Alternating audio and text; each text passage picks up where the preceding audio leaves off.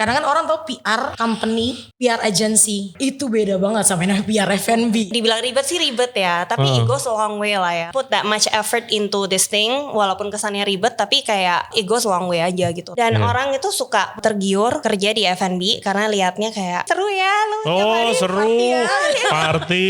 Tiap hari makan minum seru. Dulu kan ada sebutannya customer is a king. Ya kita harus temenan, tapi temenan ini kan juga ada batasannya. Jadi gimana juga bikin mereka happy, tapi kitanya juga kerjanya happy. Yang namanya PR, ini PR kita. Terus kayak malah ya jadi nemenin orang minum terus dibungkus gitu. Itu yang gue agak sebel dulu. PR langsung negatif tuh. Waduh, maaf Pak, saya tidak begitu.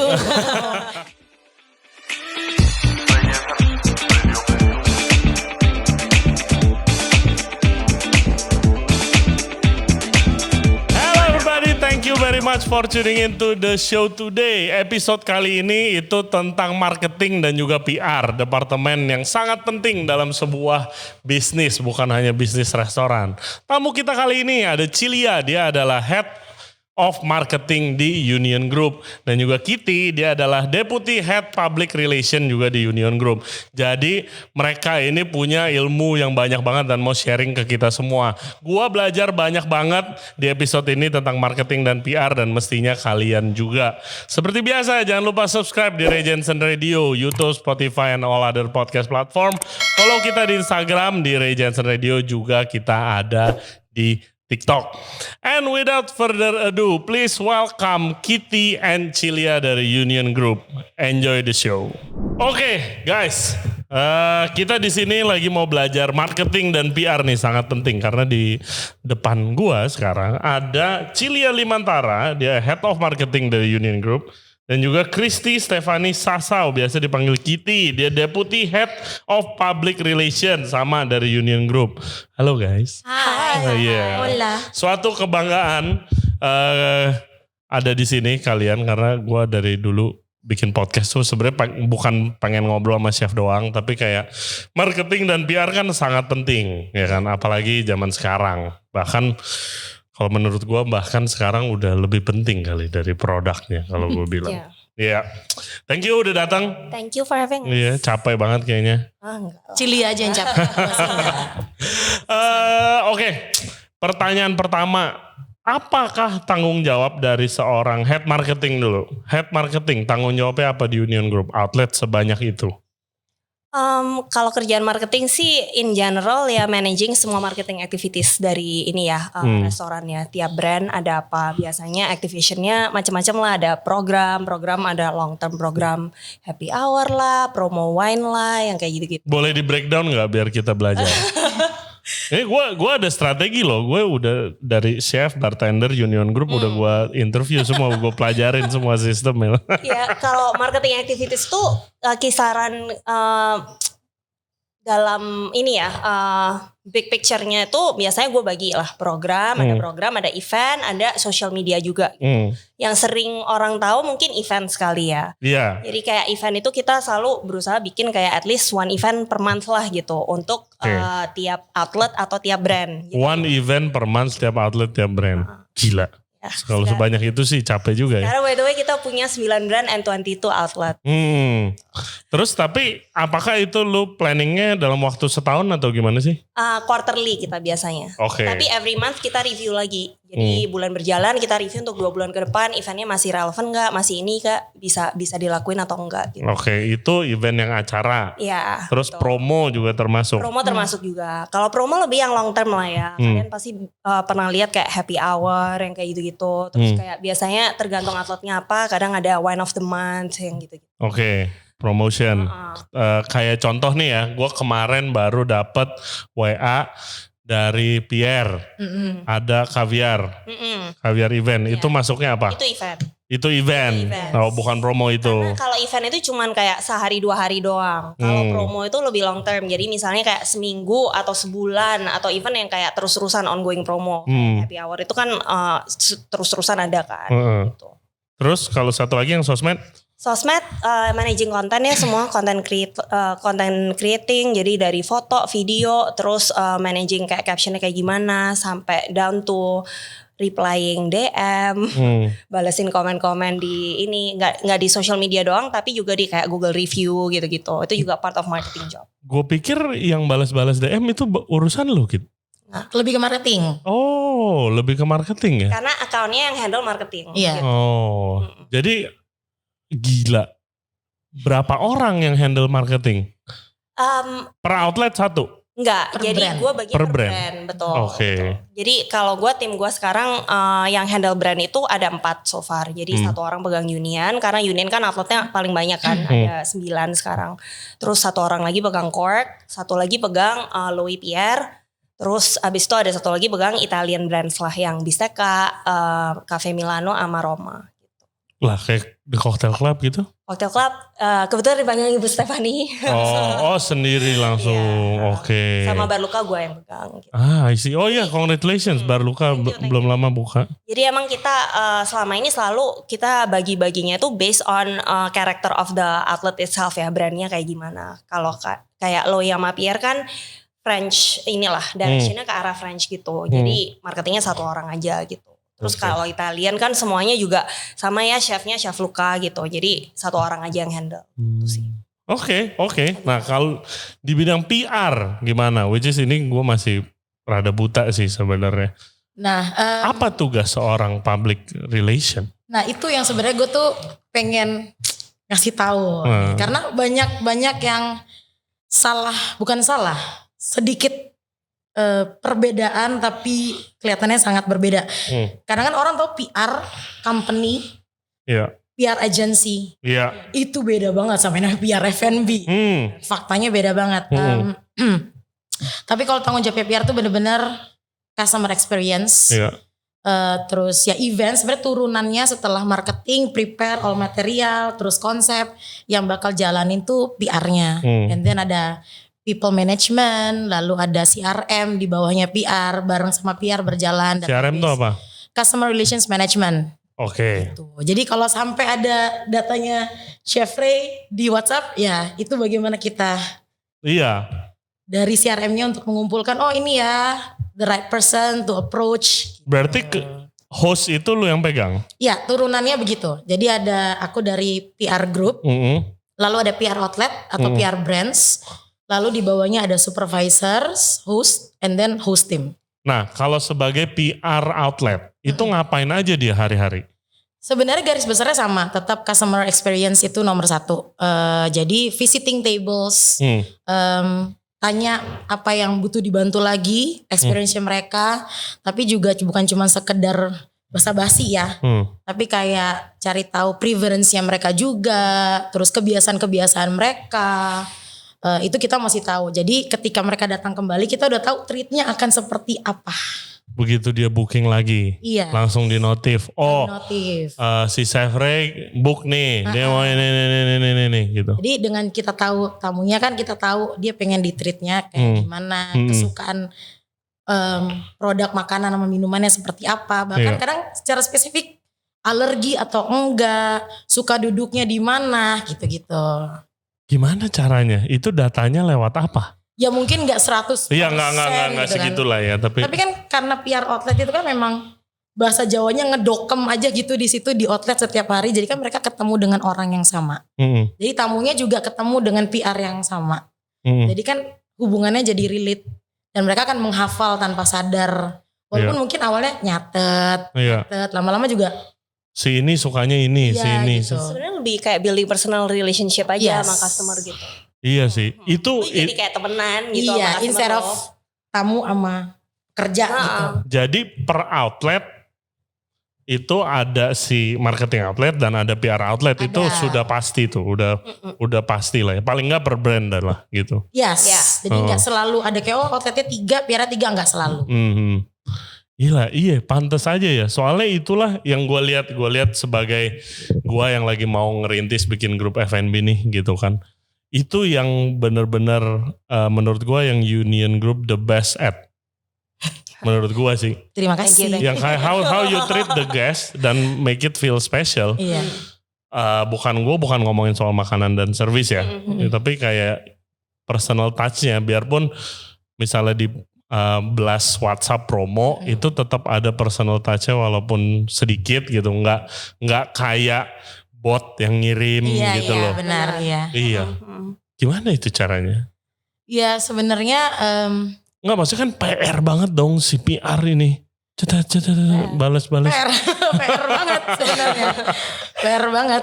Cuman ya kita gimana ngelihat tamu juga jangan sampai kayak dulu kan ada sebutannya customer is a king. Iya. Ya, gue tuh ingat banget yang kata bule waktu duduk di sini bareng sama chef kayak ya kita harus temenan, tapi temenan ini kan juga ada batasannya semua.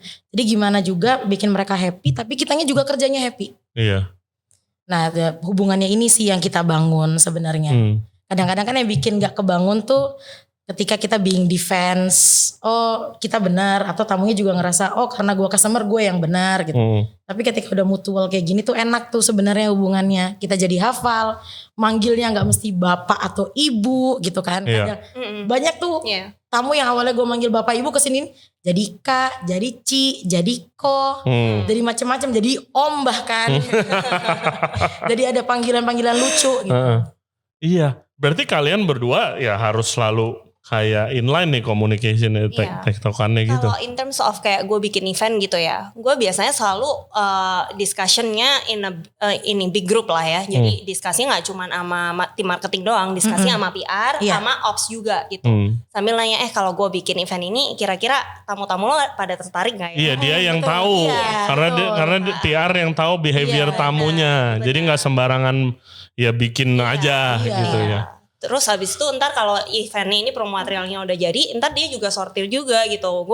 Dia nggak mungkin ngebelasnya ke misalnya gue bikin eventnya wine, dia ngebelasnya ke tamu whisky. Yes. Iya. Kita udah kelompok-kelompokin kan. Oh iya, oke. Jadi lu udah database-nya yang tadi ya. Referensi yang mereka itu kita udah kelompok-kelompokin gitu. Oke. Oh ngeri, seru ya. Berarti ribet banget dong ya kalau. Tadi mau bilang seru tapi ribet. Iya.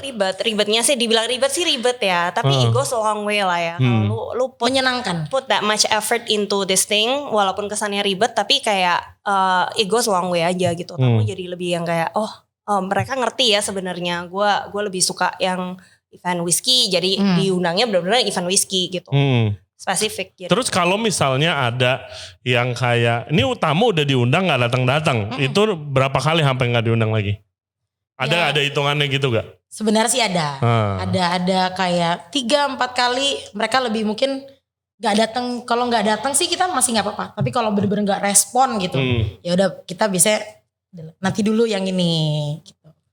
Ih, ribet tapi seru ya. Iya sih, sebenarnya.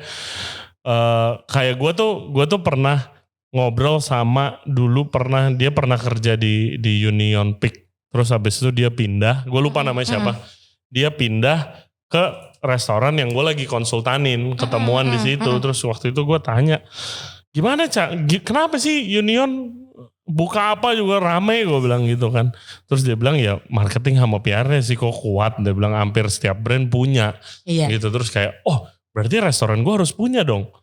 Ya tapi kan gak semudah itu ya kan, gak murah juga gajinya. Aduh. Karena balik lagi orang pasti lihatnya personal experience. Walaupun mereka doyan makanannya, servisnya oke, tapi kalau mereka gak berasa yang kayak iya nggak berasa. Itu nggak berasa di treat special, mereka nggak akan balik lagi. Bukan berarti lu setiap tamu lu kasih gratisan, bukan. Kita tidak bisa membahagiakan semua orang. Iya. Sometimes it doesn't mean like kita kasih gratisan loh. Itu cuman kayak benar-benar ya semata-mata ngobrol aja mereka udah berasa kayak treat special gitu. Betul, entah itu panggilannya kah, misalnya manggil nama atau apa gitu itu. Ya bener banget sih. Bini gue tuh very particular about those things karena dia orang hotel kan. Terus kayak ya ribet, kadang suka dia tamu yang jauh lebih ribet daripada gue. Kalau gue karena gue di industri, maksudnya restoran dan juga di Jakarta, gue ngerti lah. Makanan lama, iyalah lihat aja lagi full gini, service gitu. Apalagi dia very particular. Tapi dia tuh bilang waktu itu nih, lihat nih kalau kita waktu itu mau book di Pierre kan, kita book di Pierre, Dan gue nggak ikut waktu itu. Ketemu dia tuh. Bukan yang last time gue datang gue book lewat lo. Ini dia book sendiri gitu. Mau makan di Pierre gitu. Oh ya udah. Mau gue bookingin nggak usah kan ya. Oke. Dan dia bilang dari buka mobil valet aja udah berasa kayak udah kayak oke lu di-treat kayak valet, mau kemana langsung datang proper, gerimis langsung pakai payung.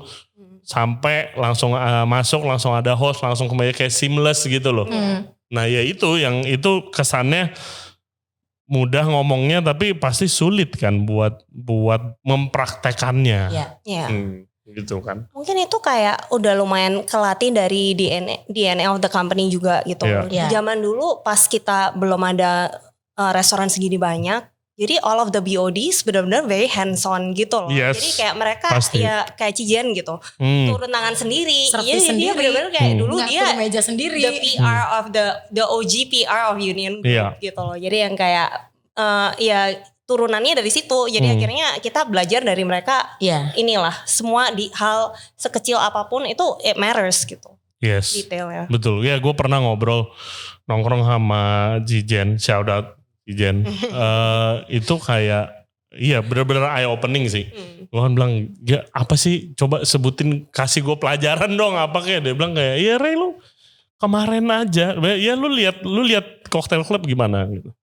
Ya bagus banget, luar biasa atmosfernya gitu, produknya. Dia bilang kayak enggak, gue masih ngoceh karena WC kurang dilap. Dia bilang gue masih ngoceh sampai sekarang. Dia bilang harus jaga outlet gitu. Oh iya bener juga ya gitu. Bayangin chef, dulu kita pernah ada satu outlet yang kita ada di PP lah, tapi waktu itu udah gak ada. Anyways, Oke.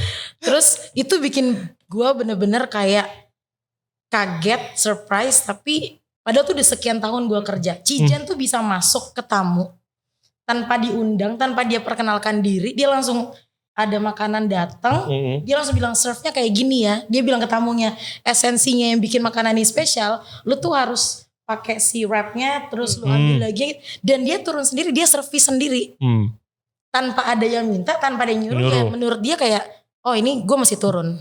Oke. Karena dia pengen banget jadi contoh buat anak-anaknya, gini loh servis orang. Ya lead by example. Iya. Oke. Wow. Oke, gue banyak banget pertanyaan. Kapan lu berdua join Union Group? Lu dulu Kit. 2014 tanggal 1 September. Oke. Masih ingat. Gue gak ingat ya.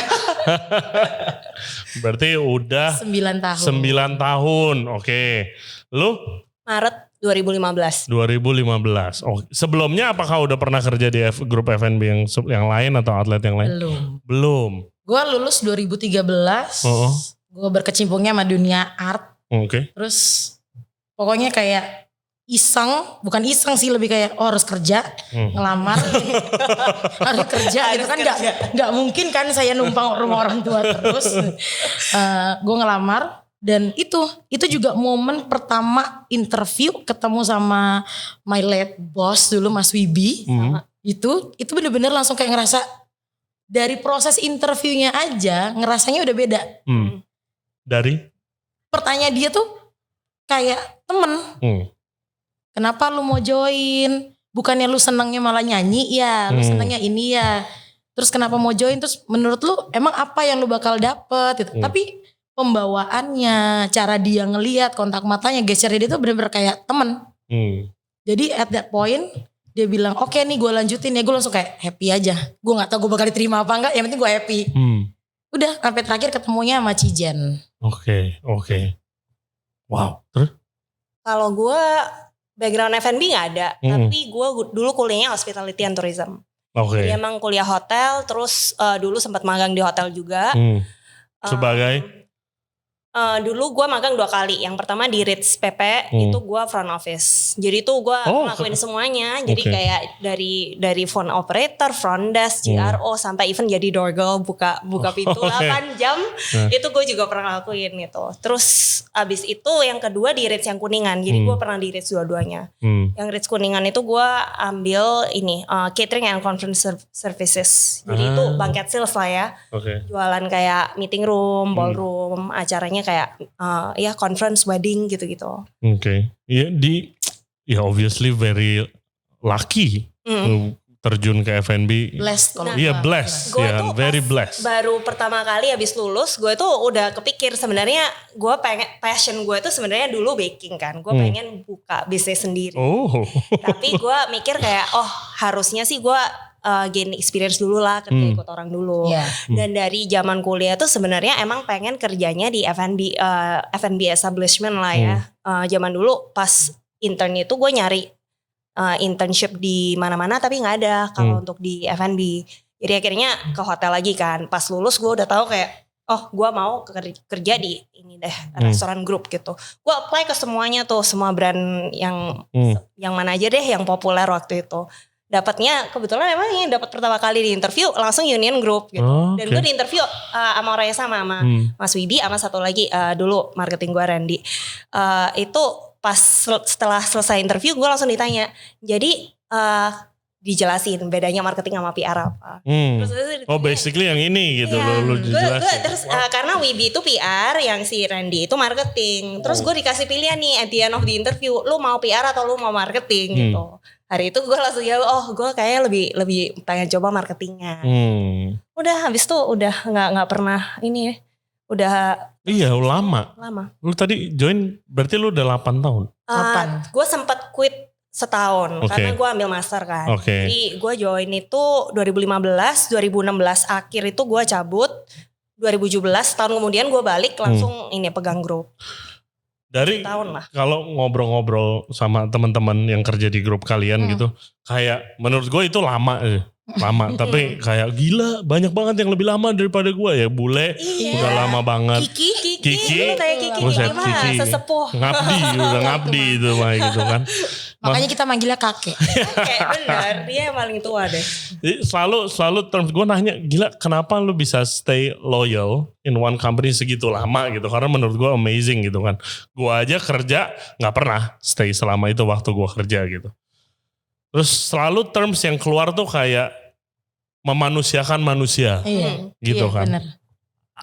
Apa sih yang bikin sebagai seorang tim dan karyawan dimanusiakan dari bos-bos gitu? Coba deh, Cilia dulu. Kalau dari gue sih, gue personally berasa sejak awal gue join sampai hari ini, gue itu nggak pernah berasa yang kayak walaupun gue tahu secara hierarki mereka bos gue, tapi gue tuh berasa I can always come to them and talk to them gitu really. And they always value your opinion gitu.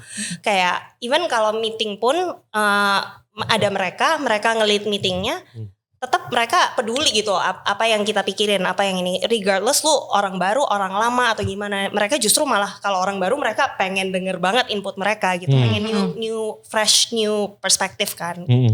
Itu ya sampai sekarang sih gue selalu tetap ngerasain hal yang sama ya, jadi kayak bisa santai aja sama mereka gitu. Kalau gue tuh kayak merasa gue dikasih space untuk bergerak.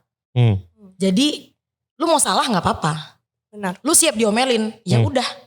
Tapi pas gitu gue benerin ya. Gitu. Dan itu ya gue bener-bener ngerasa dari Cijen lah terutama. Kayak boleh cerita contoh gak? Contoh. Banyak sih kayak contoh misalnya complaints datang gitu. Terus gue rasa I can handle this complaint.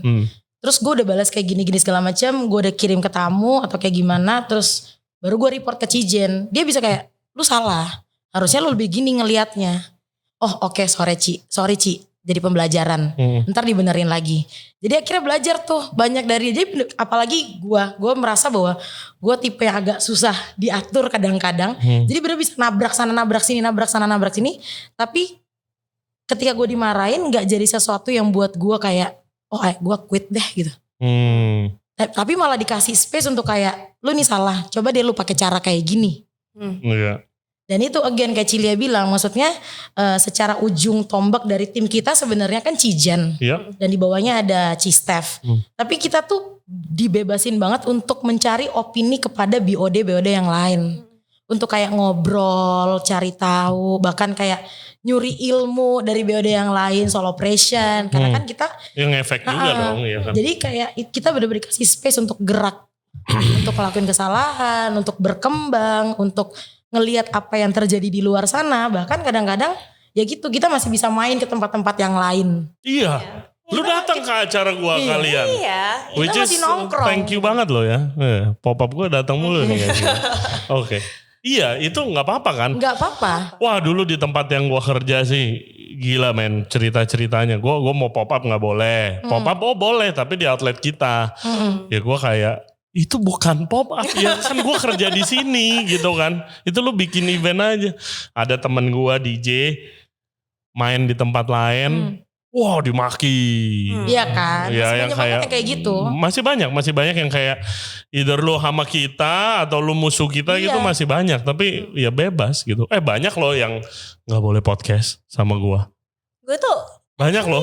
Baru-baru ini kan gara-gara kemarin tadi kan gue bilang kan pas gue disuruh ngisi session di Arkamaya itu juga izin dulu. Kita selalu izin dulu. Nggak, kalau izin mah pasti dong. Pasti dong kalau izin dong. Ya. Tapi justru malah kayak BOD kita tuh lebih kayak ya udahlah boleh lah bagus malah kayak share aja gitu boleh it's good lah.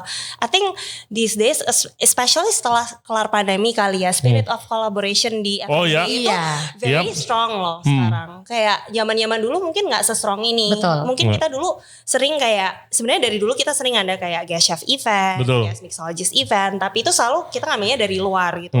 Jarang banget yang kayak mungkin karena setelah pandemi itu kan travel ban lah nggak bisa ambil dari luar negeri gitu-gitu.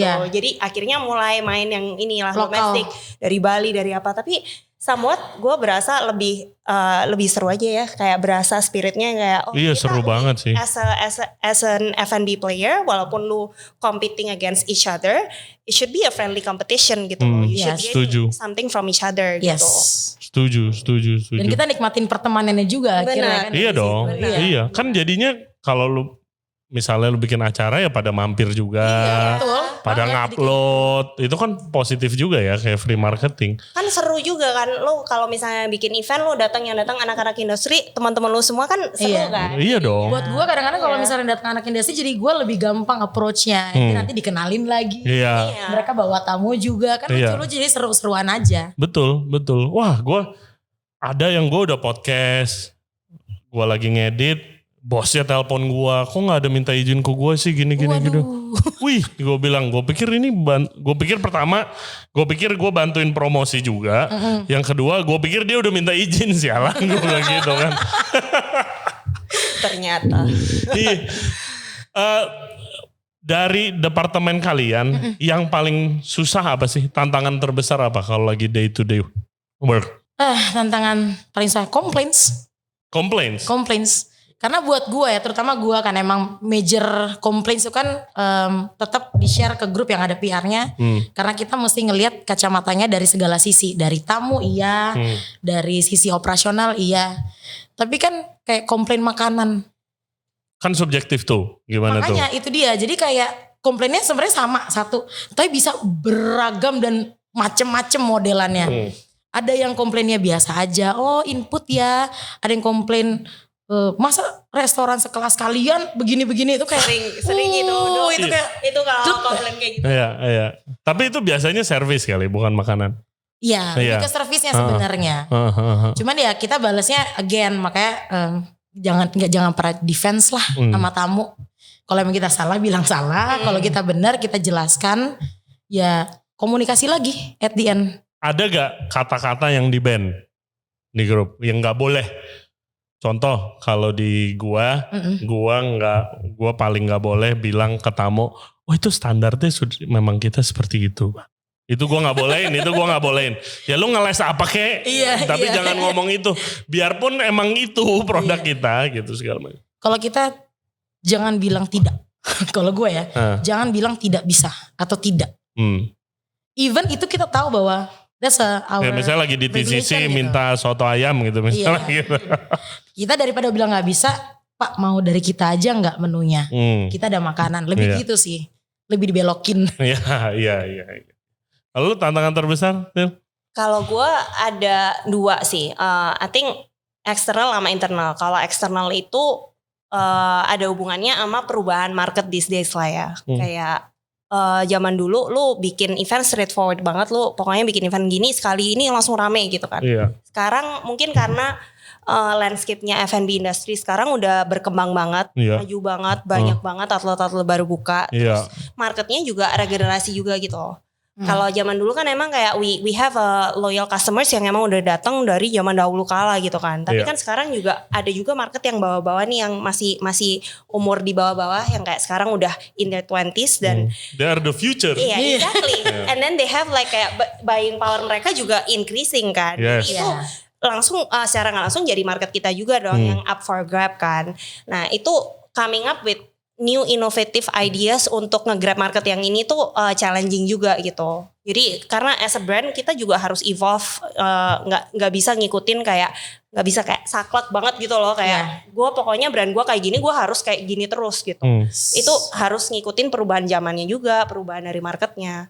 Jadi itu quite a challenge juga. Emangnya iya ya? Gue pikir Union justru salah satu yang paling saklek. Kita pengennya sebenarnya gini, kita pengennya jadi trendsetter. Jadi kita nggak mau ngikutin nggak mau ikut-ikutan lah gitu. Tapi ada some parts yang kita harus willing to compromise lah ya. Yes. Jadi kalau misalnya emang kayak marketnya nggak memungkinkan untuk kita paksain, beli cake terus-terusan yang kayak gini, ya kita harus gimana caranya kita innovate new products, new ideas gitu. Misalnya kayak dulu bikin croissant toast, is it croissant toast? Croffle. Bukan, yang kotak-kotak itu. Oh, yang itu. Ya, namanya apa sih? Ya, croissant kotak, yang guys. Itulah, yang cube itu loh. Gue lupa nama produknya sendiri. Bahaya. Not good. Croissant toast, croissant toast kita bilangnya. Terus bikin sekarang ada yang kayak croissant buns yang kayak gitu-gitu. Jadi kayak harus come up with new things aja gitu. Karena ya like it or not, marketnya getting younger and younger gitu. Tadi problem eksternal lah ya. Kalau internal sih, for me, I think ini problem semua orang di F&B, I would say, employee turnover. Ini kayak employee turnover. Itu problem di mana-mana lah sebenarnya ya. Kayak getting people to kayak stick this long itu juga susah gitu. Oh my God, even kalian ngomong kayak gitu? Iya. Banget. Mampus gue.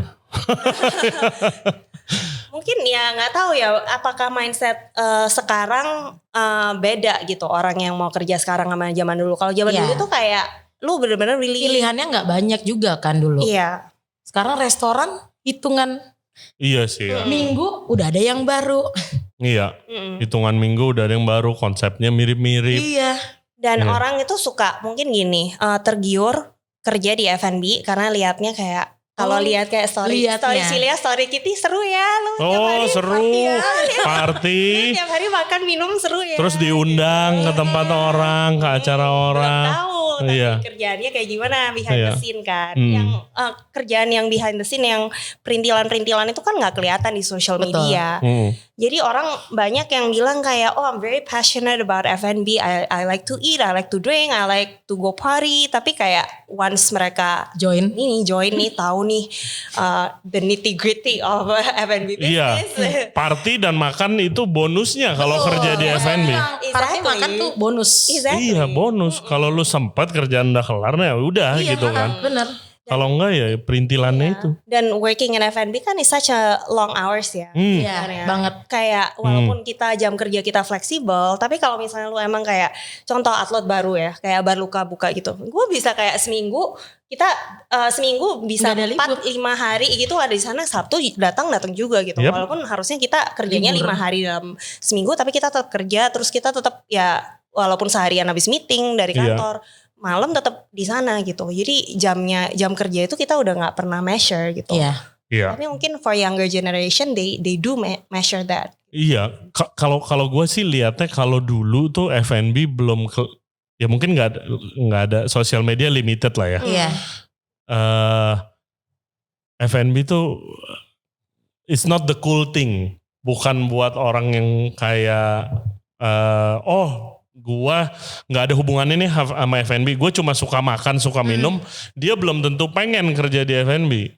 Dia pengen jadi tamunya gitu. Jadi orang yang kerja di F&B ya emang orang yang kadang-kadang udah dari sebelum dia kerja dia udah ya kayak lu misalnya kayak emang udah pengen nih kerja di F&B gitu kan. Jadinya dapat yang begitu yang coba-coba cuy. Terus juga karena saingan banyak gitu sih. Iya. Wah kalau di operation nggak tahu mungkin lebih banyak lebih gila lagi. Makanya kalau gue kan kenanya sama host di bawah. Itu turnovernya tingginya luar biasa. Padahal susah ya, padahal kan lu justru makin lu lama di outlet itu, lu makin kenal banyak tamu, makin Itu dia. makin mahal lah lu nya gitu kan. Union aja susah, kesulitan staff turnover gawat. Lu suka gua waktu mulai di F&B yang mulai udah jadi chef, gua harus tahu dan kenalan kerja bareng beberapa departemen. Gua punya salah kaprah persepsi sama departemen PR. Karena banyak outlet PR itu yang namanya PR, oh ini PR kita. Nggak taunya it's a bar outletnya. Terus kayak malah ya jadi nemenin orang minum terus dibungkus gitu. Aduh. Tapi bilangnya PR juga itu toh. Iya. Iya gak? Itu yang ya again akhirnya jadi maaf nih ya, negatif. tapi itu emang ini harus diluruskan karena benar. begitu gue lihat ini bukan PR bro. Bukan, beda-beda. itu ada sebutan lainnya. Tolong jangan disamakan. Inisialnya beda sih. Inisialnya beda. Makanya tadi kita mention kan benar-benar bahwa party itu bonus. Party itu bonus, tapi karakter orang yang outgoing itu memang kita butuhkan. Karakter orang yang asik untuk jadi PR itu yang kita butuhkan. Jangan sampai dia aja, mohon maaf, introvert gitu kan. Terus disuruh kerja ketemu sama ratusan orang dalam satu hari. Ya pasti susah. Tapi kan outgoing personnya ini kadang-kadang merekanya yang gak bisa membedakan mana tanggung jawab dan yang lainnya. Bisa aja dari tempat tersebut yang emang settingannya begitu. Oh lu jadi PR di sini tugas lu nemenin tamu ya, gitu loh. Bukan berkenalan sama tamu dan memperluas database, tapi nemenin tamu. Nah sisanya urusan lu tuh ke belakang. Nah itu yang suka salah. Kalau di PR yang sebenarnya F&B ya, lu adalah sarana dari company untuk cari tahu nih tamu demografiknya, karakternya, backgroundnya, preferensinya seperti apa. Iya, secara keseluruhan. Secara keseluruhan, bukan yang untuk yang tadi disebutkan itu nemenin tamu dan maaf dibungkus. Iya, terus paling kayak ya make sure tamu itu jajan berapa gitu segala. Kalau itu lebih ke edukasi sih. Kalau gua pribadi karena siapa sih yang kerja di industri ini apalagi di operation, masa ngelihat tamunya minumnya itu doang, pengennya kan diedukasi biar dia ngerti produk, terus naik kelas dikit yang diminum. Ya itu salah satu yang gue pengen terapin dan memang gue juga lakuin bahwa ya product knowledge gitu. Bukan cuma sekedar jualan ya. Iya, nggak cuma upsell, hard sell doang gitu. Lebih ada inilah background behind it lah gitu. Setuju. Oke, ya itu clarify. Enggak, gue pengen tahu kayak sebagai seorang deputy head of PR gitu. Itu yang gue agak sebel dulu. Kayak 4 tahun yang lalu kayak PR langsung negatif tuh. Iya. Waduh, maaf Pak, saya tidak begitu. Kami tidak begitu. Oke. Thank you sudah meluruskan. Nah, pertanyaan berikut gue, lu berdua dikejar target sales gak sih kalau gitu sebagai seorang marketing dan deputy head PR? Kita harus tahu tentang target sales masing-masing outlet kayak gimana. Jadi kan of course every single week kita selalu ada kayak weekly meeting, bi-weekly meeting yang kayak gitu. Dan dari setahun awal kan selalu udah dipasang targetnya berapa gitu. Dibilang dikejar ya, tapi it's always a teamwork gitu. Jadi kita nggak pernah yang kayak dari PR harus contribute sales gini, dari marketing harus contribute sales gini gitu. Specifically buat marketing sih lebih yang kayak kalau gue bikin event, gue keluarin duit segini, gue pengennya dapat berapa on that event. Oke. By event basis ya. Kalau marketing, tapi sebenarnya ya ongoing on a day to day basis ya, gue harus tetap ngelakuin kontribusi banyak lah ya, yang kayak dari program yang kayak gitu itu kan nggak bisa dihitung kayak expenses buat program ini berapa, karena itu kan ongoing setahun berjalan terus kan. Jadi pokoknya intinya kalau misalnya we are behind the targeted revenue, apa yang bisa kita lakukan. Jadi selalu kayak apa ya, setiap minggu itu kalau kita meeting kita selalu nanya kurangnya di mana sih, apa sih yang kita bisa usahain lagi gitu. di bagian mana jadi dari ops akan memberikan masukan dari kacamatanya mereka sebenarnya kayak on a day to day basis sebenarnya weekend udah bagus tapi weekdaysnya kurang, dari marketing bisa diapain nih weekdaysnya yang kayak gitu-gitu. Mungkin dari PR-nya bisa kasih masukan juga, kalau weekdays itu sebenarnya udah oke nih, jalan banget sales wine-nya, tapi ternyata koktail sama botolnya kurang, mungkin kita kasih botol promo ya yang gitu. Jadi kita gali database juga. Sebenarnya PR lebih kayak lagi ke arahnya lagi sini ya, tamu lagi suka ini nih. Jadi kita ngasih tahu ke marketing, operation ngasih tahu ke marketing bikin programnya, eventsnya, ya dibalikin lagi ke operasional sama PR, gimana fulfillnya. Yang tadi kan udah dibuatin nih dari problem lu, dikasih jalan keluar, dikasih program, ya kitanya tinggal nyari di operasional. Ya, maintaining database-nya lagi balik lagi kalau ke PR-nya. Gimana cara naikin traffic weekdays PR? Ini kok spesifik sekali ya Bu, Pak. Biasanya lah secara general gitu. Ya sebenarnya karena sih. That's the secret kan. Iya. Kalau weekdays lu udah aman gitu, biasanya weekend mah ngikut lah. Kalau weekdays kan sebenarnya balik lagi. Di Jakarta dipenuhi sama apa sih? Orang kerja. Ya kita bisa fulfill nggak kebutuhan orang kerja? Dipengaruhi lagi sama ganjil genap. Jalanan. Iya. Kita bisa kasih apa lagi? Iya. Jadi ngelihatnya dari chance yang ada aja sebenarnya. Nah sama juga ya kehadiran semua orang leader di operasional itu. Karena tamu capek ya datang, semua tamu nggak semua datang untuk bersenang-senang. Kadang cuman kayak gue mau nungguin ganjil genap, nungguin macet apa segala macam. Kitanya nih personnya di operasional hadir nggak di situ untuk menampung keluh kesahnya mereka, ya being friendly tadi, jadi temen, jadi kenalan lagi. Iya. Bukan berarti kalau weekdays trafficnya nggak serame weekend diabaikan gitu kan? Gitu. Tetap jadi priority. Banyak banget tuh teman-teman gue nungguin ganjil genap di cocktail club. Terima kasih sekali lagi. Kita juga nungguin malam. Gua kalau dari kacamata gua kenapa Union tuh jarang banget kayak mungkin pakai jasa kayak food blogger yang kayak review makanan ini itu segala macam. Kenapa? Apakah itu dilihat kurang efektif atau tidak sesuai dengan branding apa gimana? Kita melakukan tapi mungkin nggak seheboh itulah ya. Mungkin kayak tergantung brandnya juga. Jadi brand-brand seperti Union gitu yang mungkin reach marketnya lebih mass gitu. Itu kadang kita pakai. Kalau misalnya kayak brand seperti Biseka gitu. It's very specific kan. Terus kayak marketnya juga sebenarnya bukan market tipikal orang yang kayak nongkrongin social media gitu. Kalau gue mau pakai influencer untuk Biseka rada percuma juga gitu kan. Jadi dibalikin lagi produk yang kita mau jual apa. Terus kayak target market kita siapa gitu. Kalau misalnya cocok baru kita kerjasama sama influencers biasanya gitu. Tapi kita ngelakuin sih. Oke, gila gue belajar banyak banget nih. Thank you banget. Oke, next. Jelasin mungkin yang outlet baru buka nih, Bar Luka. It's a wine bar. Singkat padat dan jelas. It's a wine bar. It's a natural wine bar gitu. Kayak promosi. Ya, jadi Bar Luka itu tadi kita bilang wine bar. Kita sell organic, biodynamic, and natural wines.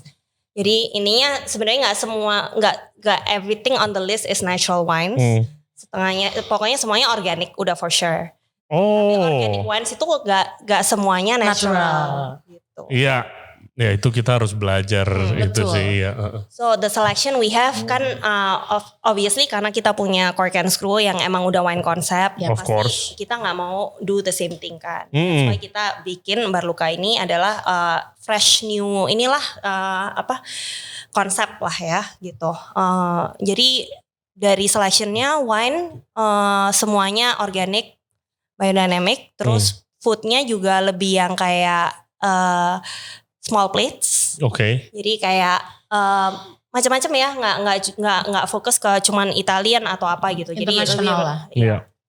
Terus vibe-nya juga sebenarnya kita pengen bikinnya yang kayak fun, bener fun. Jadi kita nggak mau yang terlalu kaku. Orang wine selalu mikir orang tuh kayak kaku. Di Indo iya, di Indo iya. Intinya orang itu punya perspektif kalau wine bar itu kalau wine place ya, Iya, itu wine place. terlalu kaku. Formal, bapak-bapak Formal, yang iya. datang, Iya. meeting gitu ya. Itu sebenarnya kayak you can enjoy wine without even kayak knowing shit about wine. Iya, sebenarnya kayak lu nggak harus tahu ya kan, yang penting enak ya kan. Asal lu pokoknya lu cobain aja, lu suka ya udah lu minum itu gitu loh. Jadi something yang kayak kita pengen nanemin sebenarnya pengen ini juga balik lagi nih brand baru yang kita harus educate the market lagi gitu. Iya. Harus banget sih itu. Even wine aja menurut gua kebantu gara-gara kemarin lockdown dan segala macam. Iya. Sangat ngebantu tuh wine dan alkohol-alkohol lain tiba-tiba setelah boleh keluar lagi pengetahuannya tentang minuman alkohol sedikit naik lah. Iya betul. Gitu. Benar. Kamu Karena- jadi lebih pengen cari tahu lagi. Iya, karena minum-minum di rumah, explore yang tujuannya bukan mabok gitu Iya. kan. Lu ngapain mabok di rumah ya kan. Nah, natural wine kan sesuatu yang baru kan. Gimana strategi kalian dari marketing dan PR? Lu kesana orang misalnya kesana dia sebelum pernah coba gitu natural wine. Tapi lu mau jualan gitu. Gimana gitu? Ya sebenarnya balik lagi ada sesuatu yang menarik tentang natural tentang cara produksinya, Prosesnya, iya. prosesnya. Jadi kalau dari gue pribadi sebenarnya balikin lagi klaimnya. Ada yang bilang katanya minum natural wine besoknya nggak pakai hangover, nggak kena hangover ya. Ya mungkin gak semuanya tapi ya bisa dibuktikan memang demikian. Kecuali natural wine-nya ditambah sama yang lain. Iya. Tequila ya tetap hangover. Iya kayak bilang tequila kalau yang oke lu minum nggak hangover. Kalau lu minum sebotol cuma berdua sama puyeng juga bro. Yang juga, nah, Iya. sama juga terus ya. Lebih ke kalau gue sih pribadi, gue selama ini setiap mencoba menjual sesuatu ke tamu, upsell ke tamu, gue akan balikin yang apa yang gue experience. Jadi for me personally, kebetulan gue ada diabetes. Iya. Nah si natural wine ini somehow nggak terlalu berpengaruh, bahkan most of the time gue minum nggak terlalu berpengaruh sama angka diabetes gue. Oke. Nggak bikin lonjak. Sedangkan kalau minum wine yang biasanya lumayan tuh ada perubahan angkanya. Jadi gue selalu kalau ke tamu tuh Gue baru tahu bring my own personal experience Ini menarik juga nih. gitu.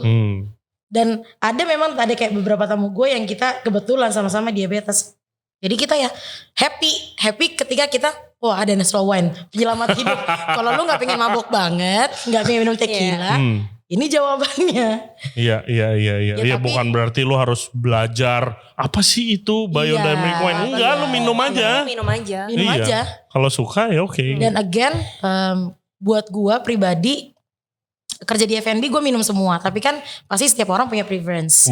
Nah gua gak terlalu suka wine biasa. Karena ada karakteristik yang kayak tajam kan. Kayak tanninnya kah, acidity-nya. Sama natural wine tuh kayak ya udah nyaman aja udah. Kayak easy to drink ya. Lu minum-minum gak ada sesuatu yang gue gak suka gitu. Gue gak mau minum. Siapa yang gue bisa ngobrol di sini tentang natural wine? Adam. Oh iya, Pak Adam ya. Iya, gue pengen aja ngobrol dia. Head sommelier ya, head Yes. sommelier. Betul. Iya, soalnya gue challenge gue tuh kalau misalnya kita ada beberapa podcast sama sommelier, itu tuh masih banyak banget yang masih anti natural wine. Kayak it's not wine gitu. Kayak gitu. Iya, oke. Tapi kan iya pengen belajar, orang di luar negeri udah gede banget kan. Gitu. Ada orang yang emang garis keras lah kalau misalnya minum wine lo harus kalau natural wine itu it's not really a nice wine gitu. Iya. Kayak harusnya minumnya yang conventional wine yang kayak really bold gitu. Tapi these days mungkin orang lebih appreciate ini karena mungkin kayak up and coming trend juga kali ya. Ya. Terus juga It's a new cool thing lah ya buat di Terus lu explore. kalau lihat juga sebenarnya in terms of promotion gitu ya. Kita tuh bukan promotion ini bikin promo slash price gitu. Lebih ngepromosiin ini produk itu gampang karena kayak banyak kayak dari botol-botolnya itu loh. Lucu-lucu juga. Lucu-lucu, Iya, labelingnya sih keren-keren sih. Dari karakter brandnya itu benar-benar kayak beda aja. Fresh. Jadi orang itu bisa banyak loh yang datang kayak mau lihat dong yang pokoknya gue mau cobain yang ini nih yang botol yang lucu nih. Iya. Ada lo Ada gue gambar yang kayak kelinci, kalau ada yang ini. kalau ngorder dia bilang kayak itu yang gambarnya voltage. bener cuma karena itunya jadi kayak Iya, ada iya. identifikasi tersendirinya gitu. Oke, ntar kita main natural wine. Barluka guys, buat yang belum kesana check it out. Pertanyaan lanjutan itu tadi lu mention Barloka konsepnya lebih fun. Fun, yes. Ya, dari segi PR, bagaimana lu meng-create fun itu? Again tadi kan kita mau memberantas persepsi bahwa wine itu selalu kaku. Yeah. Nah di sini dari wine-nya sendiri kan nggak perlu mikir minumnya, udahlah minum aja. Nanti pas udah ketemu enaknya, terus kan tetap alkohol lah intinya. Orang kalau udah kena alkohol pasti akan lebih yang memang easy going, akan lebih easy going gitu segala macam. Jadi pendekatannya ke tamu, kita gak mau orang minum wine cuman kayak duduk di meja terus minumnya. Enggak, kita mau berdiri-berdiri. Lu berdiri gak apa-apa. Lu minum pegang gelas berdiri itu seru. Malah lu bisa kenalan sama banyak orang. Malah di tempat ini lu bisa kayak explore anything. Lu bisa dapat teman baru. Lu gak mesti duduk terus kayak jadi kaku. Lu sama server, sama PR, sama siapapun di situ, lu jadi teman semuanya. Jadi the way of service-nya juga stylenya dibedakan. Berbeda dengan restoran yang kita punya restoran Bisteka gitu kan.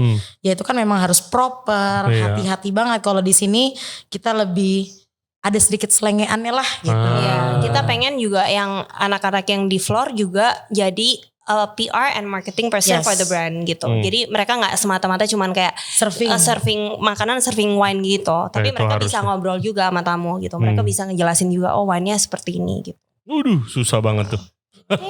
Dan gak mesti ngomongin ngomongin wine juga. Exactly, iya. Betul. Keren. Oke. Ini jadi panjang kan tadi 30 menit udah diteleponin guys Cilia. Oke, langsung aja kita masuk ke pertanyaan followers dan listener kita. Thank you guys for the questions, keep them coming. Pertanyaan pertama,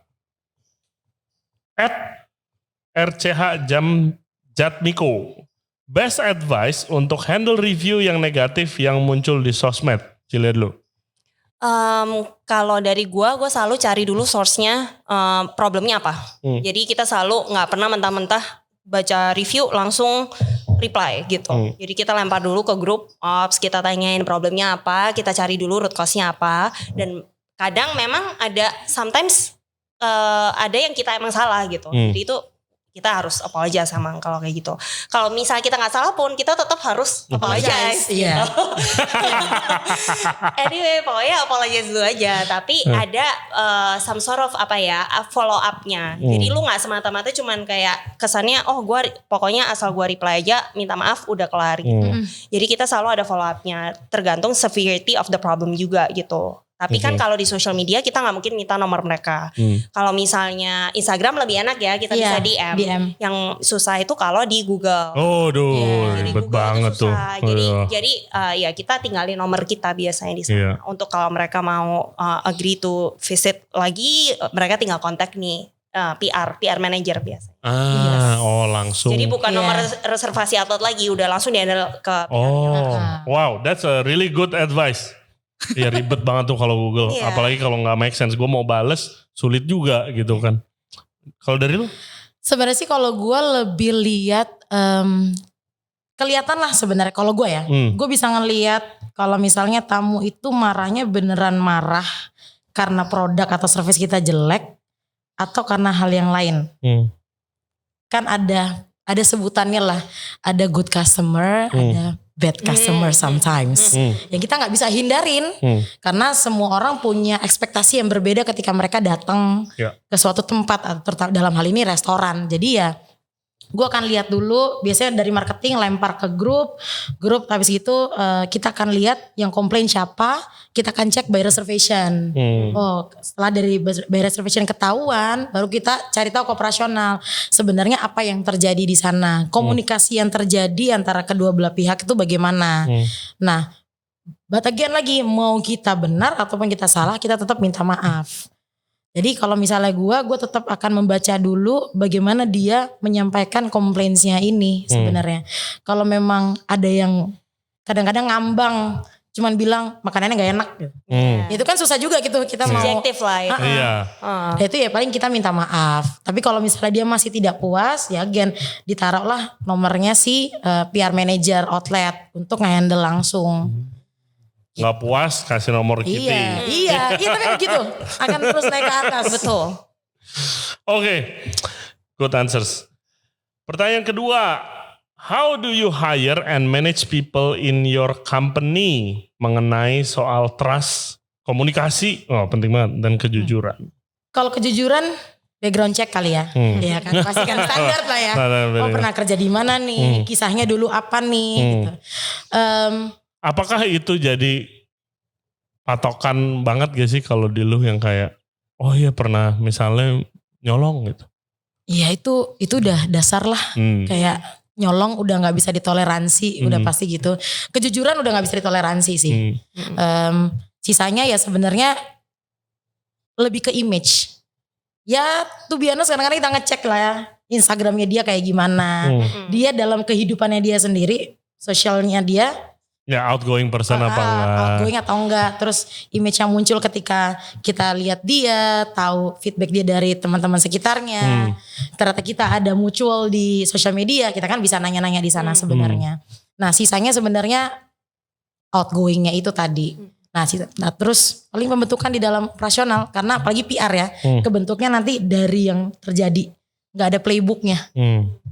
Oke. Tampang penting nggak? Seorang penting. Marketing dan PR. Kalau PR penting. Penting nggak sih? Marketing nggak? Nggak. Oke. Oh dulu gue pernah. Tapi ngomongin tampang ya, tuh bias loh sebenarnya. Tapi iya itu balik lagi subjektif lah ya. Kalau gue sih mungkin kayak berpenampilan menarik lebih gitu. ke situ Kayak sebenarnya. makanya lu biasanya kalau orang iklan kan nggak bilang cantik cakep gitu kan. Lu berpenampilan menarik yang proper aja lah kalau dilihat orang ini. Iya. Betul. Apalagi kalau misalnya di Grooming lah ya. Benar, Iya groomingnya. Tapi kalau dari sisi marketing sih gue lebih nyarinya orang yang itu tadi yang tadi gue sempat mention, nggak cuman bilang gue passionate about F&B, gue suka makan suka minum doang gitu. Tapi kayak do you really hang out at our places gitu? Karena as a marketing person it's important for you to understand produk kita yang kita jual apa sih, service yang kita provide itu kayak gimana. Kalau mereka nggak pernah experience that personally, ya bakal susah kan. Jadi lihat mereka ngerti nggak tentang brand ini dulu. Yes. Ini sih compatibility sama tim. Karena kita teamwork banget gitu. Jadi antara marketing sama PR kita komunikasi itu hampir every day gitu. Dan jadi marketing person itu dia jadi jembatan antara ops, PR, event, product development, kitchen apa segala macam. BOD semua. Semuanya dia di tengah-tengah gitu. Kalau misalnya dia orang yang nggak bisa manage ini, nggak bisa komunikasi sama orang, susah banget gitu. Iya, setuju sih, komunikasi sangat penting. Walaupun backgroundnya might be relevant, dia punya experience bagus banget, tapi kalau nggak fit in well with team, susah sih. Setuju. Nggak akan last long. Nah tuh good tips ya. Jadi guys kalau lu lagi daftar nih misalnya mau ke Union, mau kerja di Bar Luka atau di mana Kokensko atau mau kerja di bar gua Bura-Bura. Ya lu nongkrong lah 1-2 kali ke sana dulu sebelum lu di interview biar lu tahu ya kan. Oh apa yang lu tahu? Apa yang kamu tahu dari brand kita? Oh yang ngecek-ngecek di Instagram aja sih. Gitu. Sebel banget. Main cuy. Oke, pertanyaan terakhir. Sepenting apa marketing dan PR itu ada di outletnya? Sepenting apa? Kalau buat gue sih penting banget. Penting banget. Karena again, operations punya tanggung jawab mereka sendiri untuk serving kan. Banyak. Jadi manajer operation kan ngeliatin lampu lah, ngeliatin kebersihan lah, musik lah gitu. Dan PR ya harus jadi penjembatan yang baik sih sebenarnya. Dari penjembatan yang baik, kebutuhan tamu, kebutuhan operation terhadap tamu. Jadi ya harus ada dan jagain outlet, terutama outlet-outlet yang memang dirasa ya lu mau brand ini harus tetap berkibar benderanya. Ya harus ada PR. Good. Kalau marketing penting gak di outlet? Penting. Sekarang especially these days lebih semakin penting lagi. Zaman dulu I think when I first join, most of marketing person will work from the office. Karena banyak meeting di office, terus semuanya centralized di office lah di ini. Tapi sejak pandemi karena udah ganti work from home, terus habis itu kayak mulai udah PSBB apa segala macam itu udah diangkat. Jadi akhirnya udah mulai datang ke outlet kan. Nah itu something yang perubahan ini tuh something yang gue actually really embrace. Karena menurut gue kalau mereka hangoutnya cuma di office doang, mereka tuh nggak ngerti kondisi outlet itu kayak gimana gitu. Iya.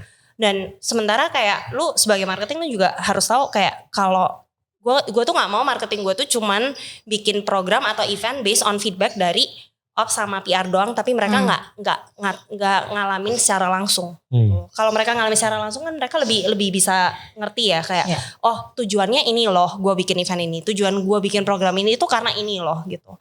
Jadi supaya nggak buta aja gitu kesannya. Also sekarang kan social media is very important. Jangan gue dulu mulai masih belum terlalu orang nggak pasang Instagram ads, nggak ada apa yang kayak gitu. Sekarang kan namanya Instagram, it should be instant gitu loh. Kalau lu hangout di outlet lu bisa kayak konten itu banyak banget bertebaran di mana-mana gitu loh. Jadi kadang kayak gue minta mereka lu kerja dari outlet lah. Kalau misalnya ada makanan baru keluar dari kitchen masih di abu aja lu foto gitu loh. Jadi lu nggak usah arrange specific time buat shoot gitu kan. Betul, kayak betul lu bisa banget kayak tuh. apapun yang lu bisa bikinin konten, lu bikin konten gitu loh.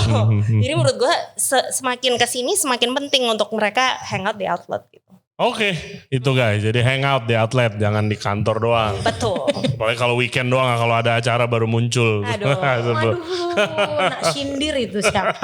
Rame gak rame tetap harus ini. Kadang kita harus ramein outlet kita juga. Kan? Iya, betul. Rame nggak rame lu di situ, ya kan? Biar lu lebih tahu operation. Thank you banget Kit, Jill. Gila, gue belajar banyak banget. Yang denger juga pasti terinspirasi dengerin podcast kita kali ini. Sukses buat brand-brandnya semua. Terima Thank kasih. you. Salam ke semuanya yang ada di Union yang gue kenal. Sukses selalu. You guys are Tunggu amazing. kedatangannya di Barluka. Pasti. Tenang. Oh itu dekat-dekat baru opening gue malah nyobain PR for the first time. Oh iya. Itu for the first time. Really enjoy the food. Thank you. Especially cold cuts sama steak au poivre itu. Oh my god, amazing. And dessertnya rambaba yang enak guys. Enak banget, itu enak banget. Favorite gue.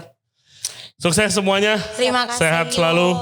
Thank you. Guys, thank you banget buat yang udah dengerin dan yang udah nonton podcast kita sama Cilia dan juga Kitty. Kalau mau komunikasi sama mereka mungkin bisa kontak Instagram mereka. Di mana Instagram lu? @Cilia_Limantara. @Kitty Sasau. Kitty Sasau. Atau bisa lewat gua DM di sini, nanti gua sampein. Visit outlet mereka, Union, Cock and Screw, The Cocktail Club, Louis, Bisteka, Barluka, apalagi yang gua miss? Roma, Cafe Milano, beli kue-kuenya Karen, semua. Oke guys, thank you banget. We'll see you next time. Bye-bye.